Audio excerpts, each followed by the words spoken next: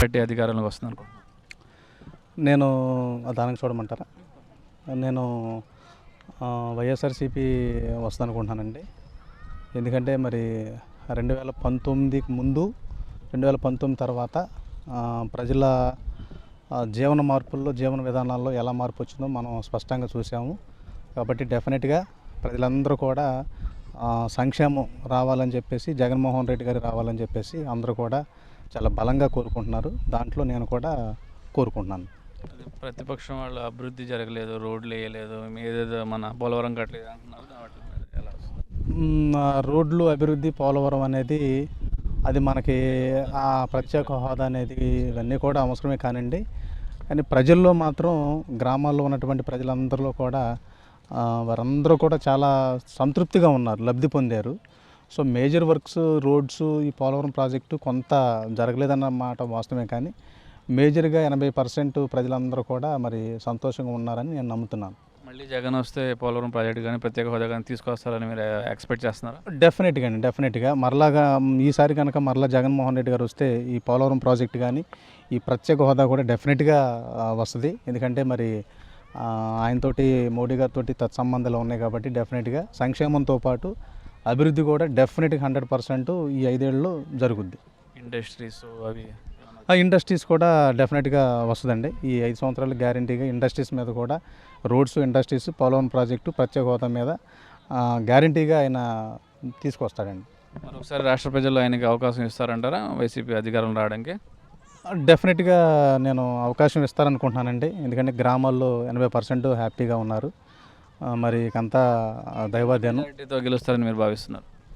నా అంచనా ప్రకారం, ఇప్పుడున్నటువంటి క్యాలిక్యులేషన్స్ ప్రకారం 110, 120 సీట్లతో గ్యారంటీగా వైఎస్ జగన్మోహన్ రెడ్డి గారు మరి గవర్నమెంట్ ఫామ్ చేస్తారని గ్యారంటీగా నేను నమ్ముతున్నానండి. ఏమండి, ఎన్నికలు రాబోతున్నాయి, మనం వైసీపీ కూటమి ఉంది, ఏ పార్టీ అధికారంలోకి వస్తుందో మీరు ఎక్స్పెక్ట్ చేస్తున్నారు? ఇప్పుడున్న సిచ్యువేషన్ బట్టి జనాలందరూ కూడా మరి జగన్మోహన్ రెడ్డి గారు చెప్పినట్టు నవరత్నాలు అనే విషయాల్లో కూడా ఆయన సక్సెస్ అయ్యాడని చెప్పి అందరికి కూడా తెలుసు. మరి సంక్షేమ పథకాలన్నీ అందిస్తున్నాడు. అంటే 2 సంవత్సరాలు మరి కోవిడ్ కారణంగా రాష్ట్రానికి ఎక్కడా కూడా మరి ఫైనాన్షియల్గా చాలా వరకు కూడా అన్ని రాష్ట్రాల్లో లాగానే మన రాష్ట్రం కూడా ఇబ్బంది పడింది. మరి ఉన్న 3 సంవత్సరాల్లో కూడా అతను ఎంతవరకు డెవలప్ చేయగలడు, చేశారు. ప్రజలకు అందించారు. మరి గత ప్రభుత్వం కన్నా ఈ ప్రభుత్వంలో ఇప్పటి వరకు ఉన్న పరిస్థితులు బట్టి మెరుగే అని చెప్పి నేను చెప్పొచ్చు. మరి ఇంకొక ఛాన్స్ ఇస్తే ఖచ్చితంగా ఇప్పుడు అతను చెప్పిన, ఇప్పుడు ఎంతమంది అపోహలు ఉన్నాయో ఇంకా చేయలేదని, అవన్నీ కూడా ఖచ్చితంగా చేస్తాడు. ఉద్యోగాలు ఇస్తాడు, ఇండస్ట్రీలు తీసుకొస్తాడు. అన్నిటికి కూడా సమయం అనేది కావాలి. తక్కువ సమయంలోనే చేయాలనుకుంటే ఎవరు చేయలేరు, అందరు మనుషులే. కాబట్టి ఇప్పుడు 5 సంవత్సరాలు, 2 సంవత్సరాలు కోవిడ్కే పోయింది. 3 సంవత్సరాలు అతను ఎంతవరకు చేయగలరు? అతను కొత్తగా వచ్చిన సీఎం కాబట్టి మరి జనాలు గెలిపించుకున్నారు కాబట్టి ఎంతవరకు చేయగలరు, చేశారు. ఇంకోసారి టర్మ్ ఇస్తే మళ్ళీ ఖచ్చితంగా అతనికి అంతకన్నా డెవలప్ చేస్తారు. జనాల ఉద్దేశం కూడా అదే. ఇది 3 రాజధానులు మన జగన్ గారు ఒక రాజధాని లేకుండా కన్ఫ్యూజన్, 3 రాజధానులు అనేది 3 ముక్కలాట అనేది ప్రతిపక్షాలు అంటున్నాయి. ఇంకో విషయం, పోలవరం పెద్ద ప్రాజెక్ట్, మన రాష్ట్రానికి ప్రత్యేక హోదా, ఇవన్నీ కేంద్రం నుంచి అడిగి తీసుకోవాల్సినవి. ప్రత్యేక హోదా బెనిఫిట్స్ పోలవరం కట్టలేదు అనేది కూడా ఆయన మీద ప్రతిపక్షాలు ఆరోపిస్తుంది. దాన్ని ఏమంటారు? మరి చంద్రబాబు హయాంలో కూడా ఉంది కదండి పోలవరం సబ్జెక్ట్ అనేది. చంద్రబాబు హయాంలో కూడా ఉంది. అతను కూడా చెప్పారు, వాళ్ళ మంత్రి కూడా చెప్పారు, మేము కట్టేస్తాం, వాళ్ళు కట్టలేకపోయారు. తర్వాత వచ్చిన పరిణామాలు కూడా చూసాము. దేశంలో వచ్చిన, ప్రపంచంలో వచ్చిన పరిణామాలు చూసాము. అన్ని రకాలుగా ఇప్పుడు అనుకున్న టైంకి అవ్వకపోయినా కూడా అది అందరు ప్రజలు శ్రేయస్సు కాబట్టి జరుగుద్ది ఖచ్చితంగా. అది చేయరని కాదు, అతను మాట ఇచ్చాడు చేస్తానని. కానీ అతను వచ్చే టైంకి పరిస్థితులు మారినాయి, రాష్ట్రంలో ప్రపంచంలో పరిస్థితులు మారినాయి. మళ్ళీ అవకాశం ఉంటే ఖచ్చితంగా చేస్తారు. ఇప్పటివరకు అది సాగుతూనే ఉంది. దానివల్ల కేంద్రం ఇచ్చిన ఫండ్స్ అన్నీ కూడా దానికి ఉపయోగిస్తున్నారు. అది ఖచ్చితంగా దాన్ని పూర్తి చేస్తాడు. జగన్ హయాంలోనే అది పూర్తి అవుతుంది. రాజధాని విషయం అంటారా, అమరావతి విషయంలో ఎంత జరిగిందో ప్రజలందరికీ తెలుసు. ఎంతవరకు అవినీతి జరిగిందో ప్రజలందరూ చూస్తున్నారు. అందుకనే రాజధాని, మూడు రాజధానులు అనేది చాలా మంచి ఐడియా అది. ఎందుకంటే రాష్ట్రం ఒక్కచోట డెవలప్ అవ్వకూడదు, అది చాలామంది అభిప్రాయం. అది అన్ని చోట్ల డెవలప్ అవ్వాలి. ఓ పక్కన సెక్రటరీ ఉండాలి, ఓ పక్కన కోర్టు ఉండాలి, ఓ పక్కన ఇండస్ట్రీస్ ఉండాలి. అలాగే 3 రకాలుగా ఉండాలి రాజధాని అనేది. ఒక చోట డెవలప్ చేయాలనేది అది ఇదివరకు అనుకున్నది. ఇప్పుడు ప్రజెంట్ ఉన్న సిచ్యువేషన్లో రాష్ట్రం అంతా డెవలప్ అవ్వాలంటే 3 రాజధానులు ఖచ్చితంగా ఉండాల్సిందే. అది మంచి ఐడియా అనేది. ప్రత్యేక బెనిఫిట్స్ వాళ్ళకి కేంద్రం ఇస్తానంది. కేంద్రం ఇస్తారన్నప్పుడు కూడా ఆయన ముందే చెప్పాడు, నాకు ఇంతమంది ఎంపీలు ఇస్తే ఖచ్చితంగా నేను తీసుకొస్తానని. దాని గురించి పోరాటం జరుగుద్ది కూడా. దాన్ని ఎక్కడ కూడా ఆపడు. ప్రత్యేక హోదా కూడా వస్తుంది. అది అందులో ఇప్పుడు ఎడగొట్టిన కాంగ్రెస్ అందులో ఎన్నో హామీలు పెట్టింది ప్రత్యేక హోదా విషయంలో.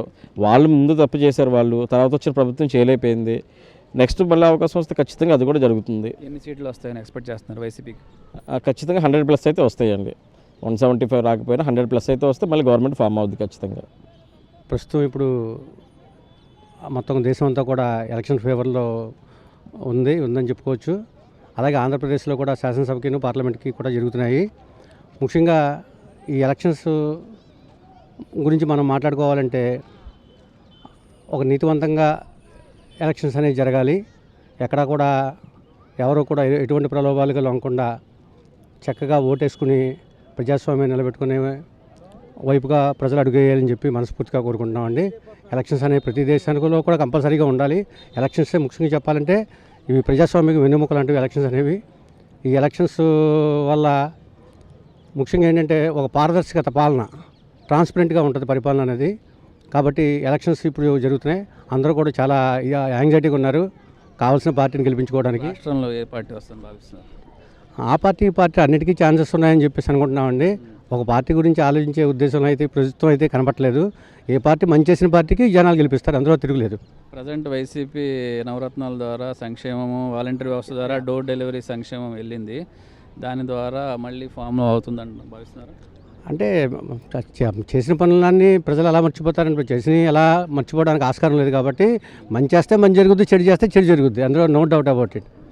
ఇప్పుడు టీడీపీ ఆరోపిస్తుంది ఏంటంటే జగన్మోహన్ రెడ్డి అప్పులు చేసి వచ్చేసి మన ప్రజలకి పంచిపెట్టేస్తున్నాడు. ఆయన రానున్న ఇబ్బందులు కలుగుతాయి, ఇలా చేయకూడదు, ఆదాయం సృష్టించి చేయాలంటున్నారు. దాన్ని ఏకీభవిస్తారా?